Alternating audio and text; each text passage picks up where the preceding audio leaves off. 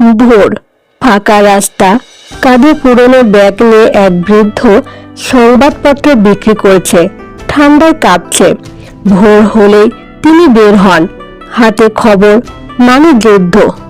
স্কুলে ছোট ছেলে রাফি বন্ধুদের সাথে বসে আছে। সবাই মোবাইলে খবর দেখছে। রাফির বন্ধুরা বলে, পত্রিকা এখন কে পড়ে?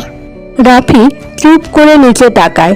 তার ব্যাগ থেকে বাবার বিক্রি করা কাগজ উকি দেয়। ওরা জানে না এই কাগজে লেখা রাফির স্বপ্ন। সংবাদপত্র বিক্রেতার ছেলে বোর্ডে প্রথম। বাবার কাগজ হাতে কাঁপছে, চোখ ভিজে গেছে। আজ বাবার কাগজেই ছাপা ছেলের নাম। রাফি বাবাকে জড়িয়ে ধরে। চারপাশে মানুষ তাকিয়ে। যে বাবা কাঁধে খবর বয়ে ফিরে, সেই সন্তানের সবচেয়ে বড় সংবাদ। সূর্যের আলোয় বাবা ছেলে হাঁটছে, হাতে সংবাদপত্র। কাজ ছোট নয়, সম্মানটাই বড়। যে ঘামে মানুষ হয়, তার সন্তান আলো হয়ে ওঠে।